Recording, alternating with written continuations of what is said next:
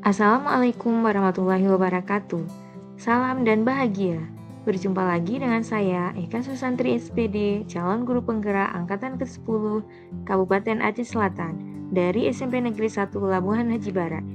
Video kali ini yaitu tentang koneksi antar materi modul 2.2 pembelajaran sosial emosional. Perkenalkan, Ibu Siti Hawa SPD sebagai fasilitator saya dan Bapak Junaidi Dangguran SPD MPD sebagai pengajar praktik saya.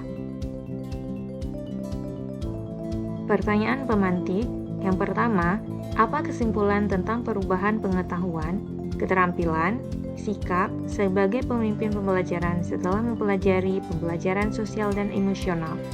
Yang kedua, apa kaitan pembelajaran sosial dan emosional yang telah Anda pelajari dengan modul-modul sebelumnya?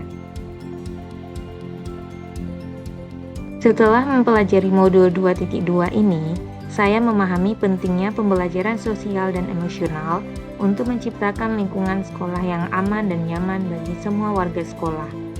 Pembelajaran sosial emosional atau PSE merupakan pembelajaran dilakukan secara kolaboratif oleh seluruh komunitas sekolah. Tujuan pembelajaran sosial emosional yaitu 1. Memahami, menghayati, dan mengelola emosi. Yang kedua, menetapkan dan mencapai tujuan positif. Yang ketiga, merasakan dan menunjukkan empati kepada orang lain. Yang keempat, membangun dan mempertahankan hubungan yang positif. Yang kelima, membuat keputusan yang bertanggung jawab. 5. Kompetensi sosial dan emosional yaitu yang pertama kesadaran diri, kedua manajemen diri, yang ketiga kesadaran sosial, yang keempat keterampilan berelasi, yang kelima pengambilan keputusan yang bertanggung jawab.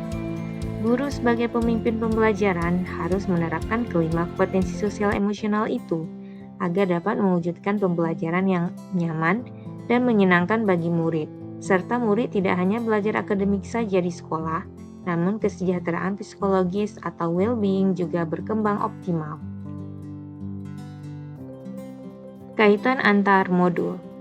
Kaitan antara modul 2.2 dengan modul 1.1 yaitu kaitan pembelajaran sosial emosional dengan pendidikan menurut Ki Hajar Dewantara yaitu guru mampu membantu peserta didik untuk mencapai kebahagiaan dan keselamatan jika peserta didik memiliki kesadaran diri dan mampu mengelola emosi, berempati, maupun berinteraksi dengan baik, dan mampu mengambil keputusan yang bertanggung jawab.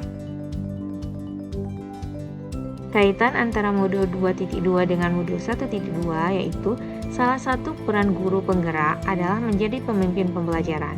Dengan peran ini, guru harus terus belajar mengasah kemampuan. Salah satunya adalah belajar dalam menguatkan kompetensi sosial dan emosional dalam diri, sehingga bisa menjadi teladan bagi murid. Kaitan modul 2.2 dengan modul 1.3, pembelajaran sosial emosional dapat mewujudkan tujuan yang ingin dicapai pada visi guru penggerak secara baik dan berkelanjutan. Kaitan modul 2.2 dengan modul 1.4 sebagai landasan dalam penerapan budaya positif, maka guru harus menguasai pembelajaran sosial dan emosional dengan baik, agar bisa mengontrol emosi diri dan dapat bersosialisasi dengan orang lain dengan baik, terutama dengan murid. Kaitan antara modul 2.2 dengan modul 2.1 dengan mengintegrasikan pembelajaran sosial emosional ke dalam pembelajaran berdiferensiasi, maka pembelajaran menjadi lebih bermakna karena bukan hanya aspek pengetahuan saja yang dibangun, namun aspek sikap dan keterampilan juga terbangun.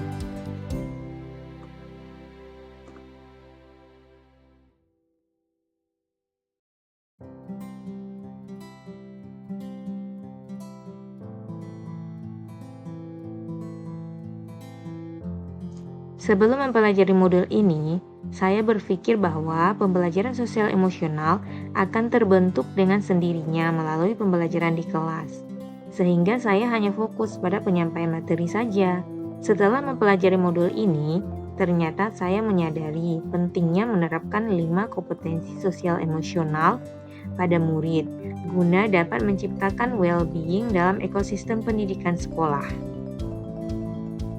3 hal mendasar dan penting yang saya pelajari adalah Yang pertama, peningkatan 5 kompetensi sosial emosional.